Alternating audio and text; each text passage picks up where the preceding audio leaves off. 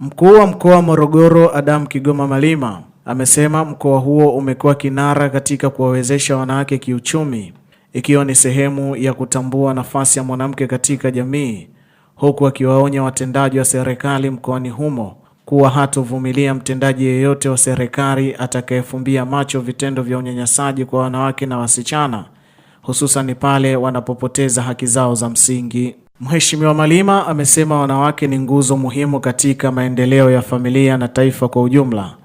Hivyo ni lazima jamii na viongozi wa serikali wahakikishe wanapata ulinzi wa haki zao, hususan haki za kumiliki ardhi, haki za kurudishiwa mali kutoka kwa waume zao, haki za kupiga kura pamoja na fursa za kujikwamua kiuchumi.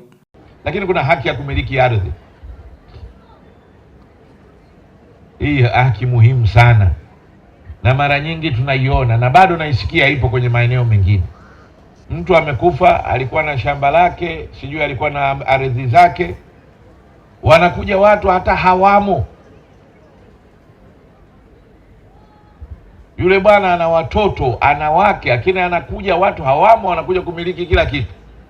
Wanasema huyu mwanamke hamiliki, tukimpa ardhi ya mume wake ataolewa, alafu atakuja kuchukua lijamaa lingine huko. Imehusu nini? Wewe mke wako akifa, mbona unaoa mke mwingine? Kweli si kweli? Tuseme au tuache? Maana naona mnaogopa. Achwa mjane, unamaliza eda, yanakuja mijamaa yanachukua kila kitu, yanakuacha hapo eti urudi kwenu. Urudi kwenu wapi? Ulishapoteza miaka 20 na jamaa. Unarudi kwa nani? No, tuzungumze maneno ya kweli. Unarudi kwa nani? Alafu kuna watu watendaji wa serikali, watendaji wa kijiji wanayaona haya mambo, wana haki ya Mungu nasema. Na hapa kwa jina Mwenyezi Mungu na saumu hii nimefunga. Nikimsikia mtu amekaa, amemwona mwanamke amenyang'anywa ardhi na haki yake, mtendaji wangu wa kijiji, mtendaji wangu wa kata amekaa ameangalia unyanyasaji wa namna mchana wa jua kali na ameushuhudia na akaubariki, ahame mkoa wangu, ahame. Katika mkoa wetu wa Morogoro tumeunda majukwaa ya uwezeshaji wa wanawake kiuchumi 775 na wanachama 1015. Walionufaika na mikopo hiyo ni wanawake 8248,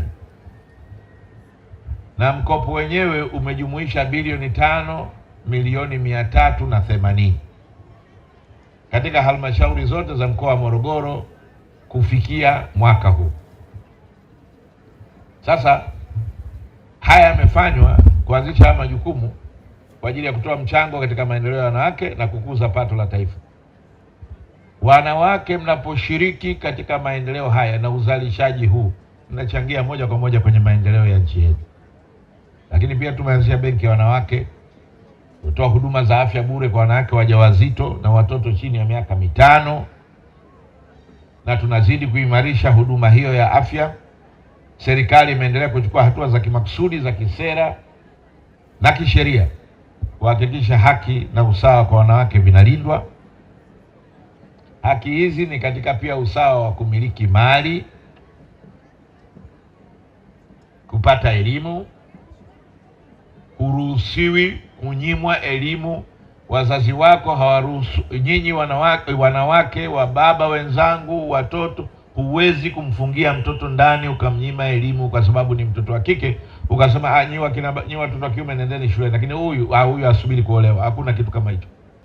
Naomba wanawake mnavyokwenda mbele, muangalie nafasi yenu katika maendeleo ya kitaifa, ya kiuchumi, ya kijamii ya Tanzania yetu tunavyokwenda mbele.